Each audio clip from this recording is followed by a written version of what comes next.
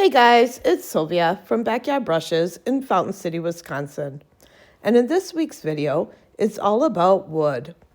I'm going to be flipping items that I have found made of wood. So let's roll up our sleeves and let's get creating. Let's start with the quickest project. It is also cheap and easy. I was given some beadboard from a local and I cut it into a 9-inch piece. I'm using Cheshire from Sweet Pickins Milk Paint, and I'm doing about a half of a scoop, and then I'm going to add in a pickle on top of the Cheshire. I'm going to be like a mixologist, and I'm just going to use up what I have left, and I'm hoping this will darken the Cheshire color. What I love about the Sweet Pickins Milk Paint is you can buy these sample packets, and then if you like the color, you can buy larger packets. And I also receive some of my milk paints from Sonnet's Maker's Box, which gives me the opportunity to try different colors. So for the amount of powder I use, it's 1-to-1 with water. The water's been sitting, so it's warm. And I'm just going to mix it up, and then I'm going to let it sit for 10 to 20 minutes while the pigment blends in with the water. Then I'm just going to mix it up a little bit. It's kind of thick, like a little bit like a melted milkshake. And I'm just going to cover my beadboard. Now, one thing is you never know with milk paint what you're going to get. It's very unpredictable. And I know it takes 2 coats. It's like the first coat is like a thinner base coat, and then the second coat is when the color really pops out. After applying the milk paint, I hit it with my heat gun so that I'm hoping to get some of that chippiness. And heat helps milk paint chip, yet it's not guaranteed. So I'm just going for that nice bubbling effect. And I always do the back of my projects. I just feel like it's more complete. And if you don't have beadboard, it's okay. You can use any kind of wood that you can get your hands on, including the scraps at your local hardware store. And I'm just gonna do that second coat and again hit it with the heat gun. Using that finger sander, I just go with the grain of the wood, and that soft milk paint just chips right off, and I'm left with that chippiness. I'm using the Sweet Pickins wax oil in dark, and I'm just going to put a little bit on the wood, and using a brush, I'm going to cover up the whole board. I recommend doing this in a vented area because it does have kind of a smell. After it's covered, I let it sit for 20 minutes. And then using this paper towel, I'm just absorbing all the excess oil that did not absorb into the wood. And just making sure to get all that excess oil off. I then let the board dry overnight. I always pick up extra door handles or drawer handles when I'm at the restore.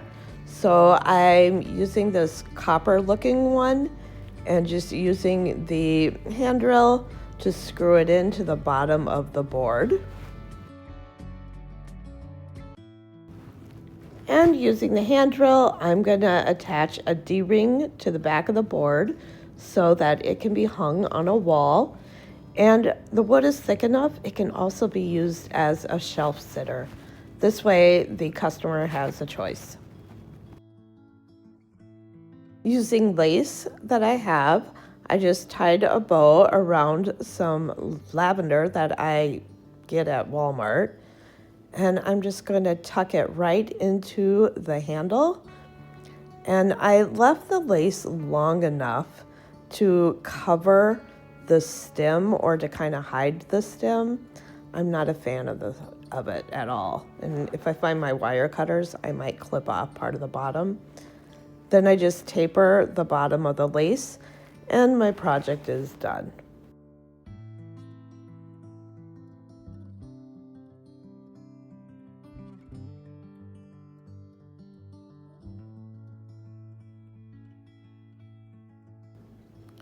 This second project is pretty simple too. It just takes a little bit more time. I picked up this wood crate at Goodwill. I think I paid like $2.99 for it. And it was pretty rough and it had the lettering on the side. So I did take it into my garage and I sanded it down. However, I did leave it rougher in the inside and smooth on the outside. Using DIY weathered wood, I am going to paint the inside and outside of the crate.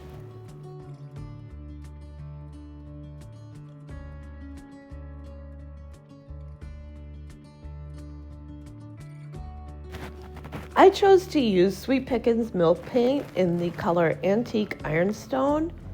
I tried the sample packet, I've used it all, loved it. Had to get myself a bigger packet, and I'm just mixing a scoop of water to a scoop of powder, and I'm not the best at measuring, I just kind of estimate. I'm going to stir it up, let it sit for 10 to 20 minutes while the pigment mixes in with the water.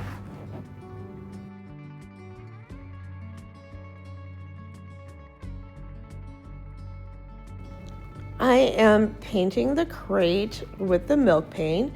I'm going to hit it with the heat gun to get some chippiness, or I'm hoping to get chippiness. And then I'm going to give the whole crate a second coat of the milk paint. And of course, I'm going to hit it with the heat gun again to get that chippiness. Using IOD transfers, I picked out these roses. And one of the things I love about the IOD transfers is how easy they rub on and how you can also layer them on top of each other. So I'm just placing one of the large roses down and I'm just going to use that scraper and I'm going to rub it and then I'm going to peel it off.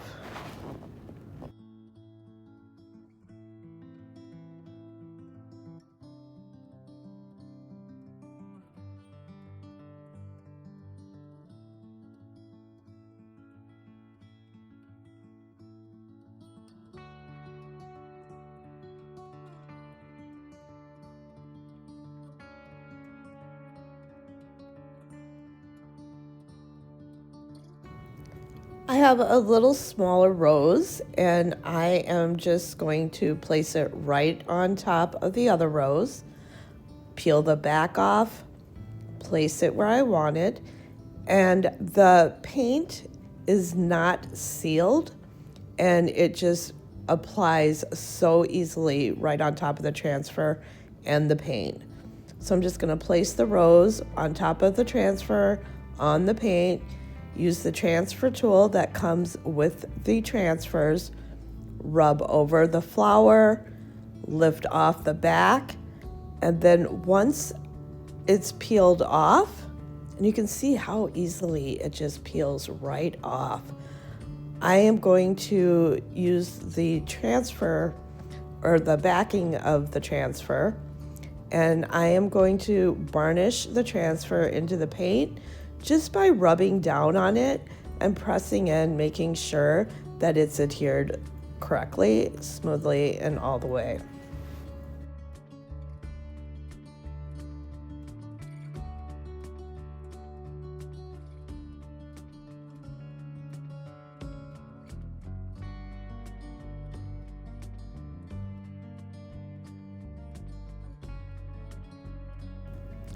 I found this little rosebud and I thought it would be kind of cute in the corner. So using the same method, I applied the little rosebud. I picked out a larger rose with a rosebud and I placed it and I just bent it right into the crack of the crate, and using the same method, I'm rubbing it down and then peeling it off.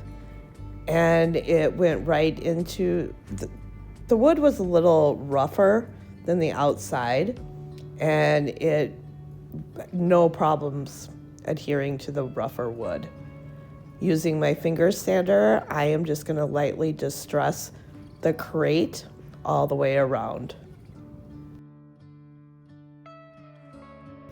The milk paint does need to be sealed, and technically so do the transfers.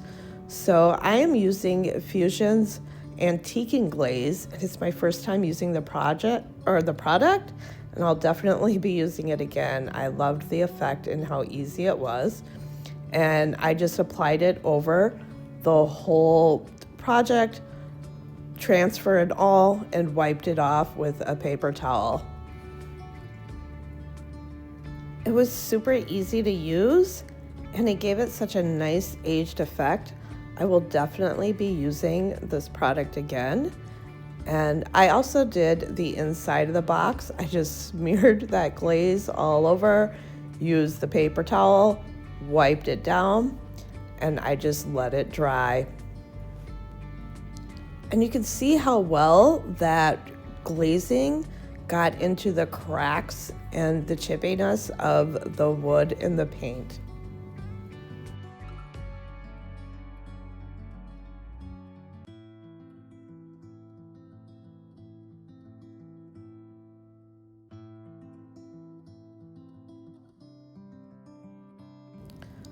The final project's probably my favorite. It took a little bit more time, but it was definitely worth it at the end, and I got to challenge myself. I pick up these wood cabinet doors at our local restore for just like $2 to $4. And I painted the edging with Aviary by DIY, and using Cheshire. I had the leftover paint from the previous project, and I just added some antique ironstone to lighten it up, and I applied that right over the aviary, used the heat gun to try and get that crackling effect. After that was dry, I used crinoline by DIY, and I just painted the whole center portion of the cabinet.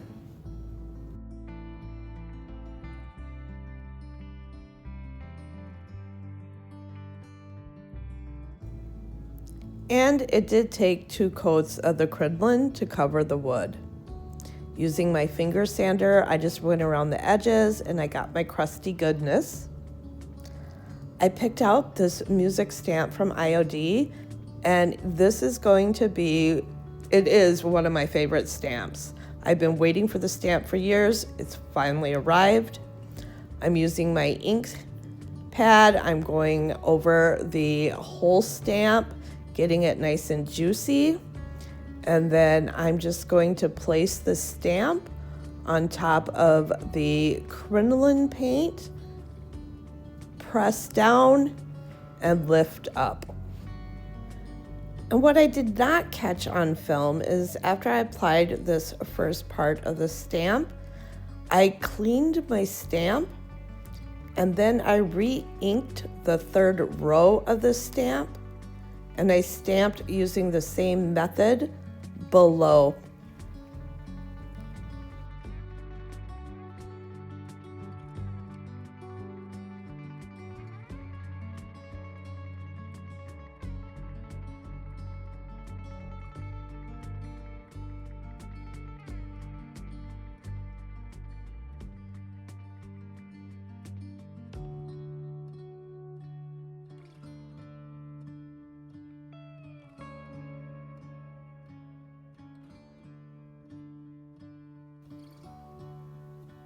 And I just love how that turns out.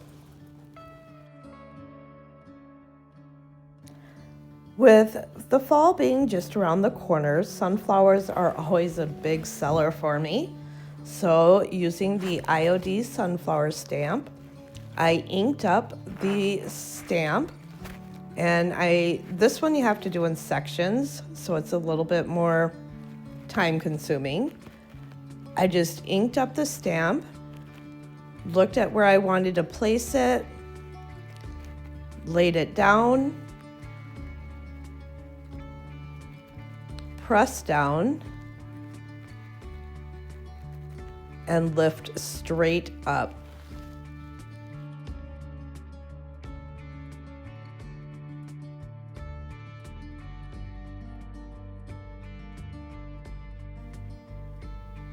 Using the same method, I stamped on the stem and the leaves.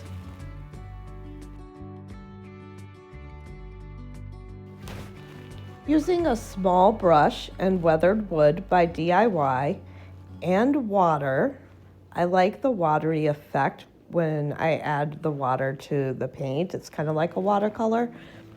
And I painted I believe it's called the stamen, the center of the sunflower. For the yellow part of the sunflower, I'm going to use Queen Bee by DIY, but first I decided to use Summer Crush and mix some of the Summer Crush in with the weathered wood in the stamen of the flower, just to give it a little bit of depth and character. If you're not comfortable blending paints, you can always skip this and just leave it brown. Using Marquee from DIY, I started at the stamen and moved up into the petals with the red paint. I also grabbed some White Swan by DIY and brought that into the petals also. Using Summer Crush, I blended the Marquee into the petals with the Summer Crush, picked up the Queen Bee and filled in the rest of my petals. And I just blended the colors, trying to go from the darker red into the orange to the yellow as I went up my petals. If you're not as comfortable painting or don't feel like being challenged with a blending painting job, it's okay. You could just paint your petals yellow and it'll still look great because there's so much detail with the IOD stamps.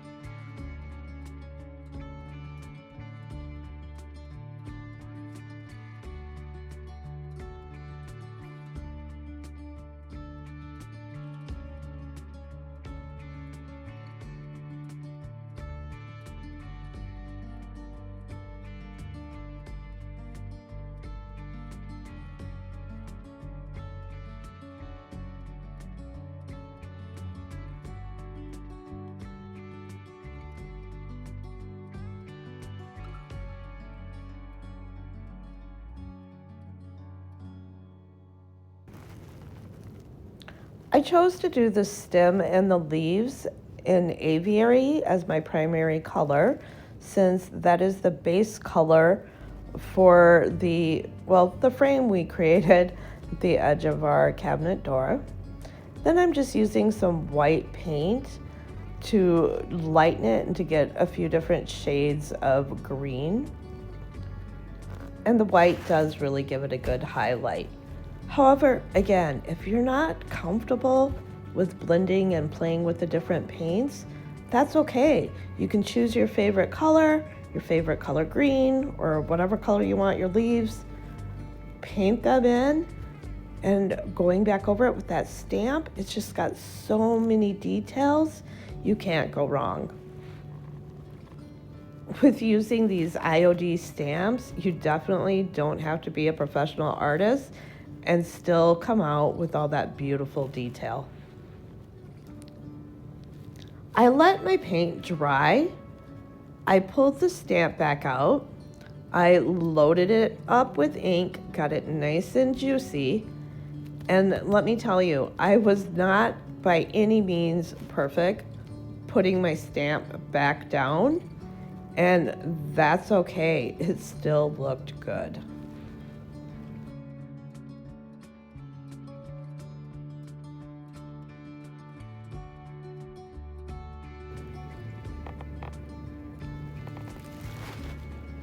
I did place a part of the plastic over the stem as kind of a mask so that I wouldn't smear ink down below. And I just placed that sunflower the best that I could see. And let me tell you, I was off, and it's okay. I don't care. I placed it down. Sorry, my gray hair gets in the way in the glow of the ring light. But I just keep firmly pressing down on the stamp. And then I'm going to lift it up. I know I'm probably over pushing on the stamp, but I'm going to lift it up, and we have the reveal. And you can see all that detail around the painted flower. It's just a beautiful technique. And we really can't go wrong with the beautiful detail in all the IOD stamps. And there's so many different stamps. It's like the possibilities are endless. And don't be afraid to mix and match your stamps. And I'm just following the exact same processes with the stem and the leaves. And for those petals that I overstamped and don't have any paint, I'm just gonna lightly, with a wet brush, dab in some of the queen bee and fill in those leaves, giving them some color.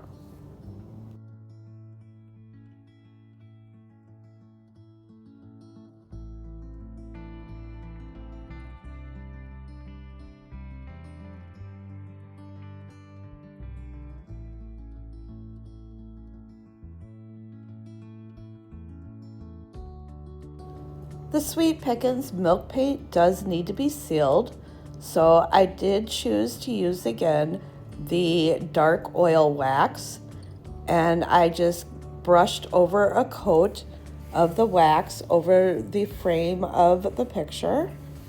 I let it sit for 20 minutes for the oil to absorb into the paint and the wood, and then I go with a paper towel and I wipe off all the excess. Except I somehow forgot to turn on the camera when I was wiping the oil off, so I do apologize. Using my finger, I lightly spread some of that wet oil into the side of the frame to give it more of that aged look.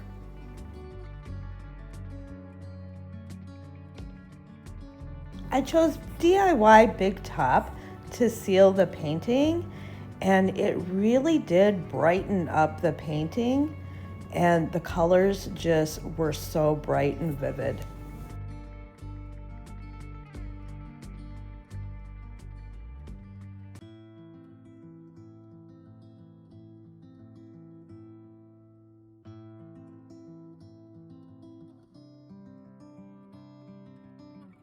So please, in the comments below, let me know which one of these projects is your favorite, and I'd love to know if you're going to give one of these techniques or projects a try.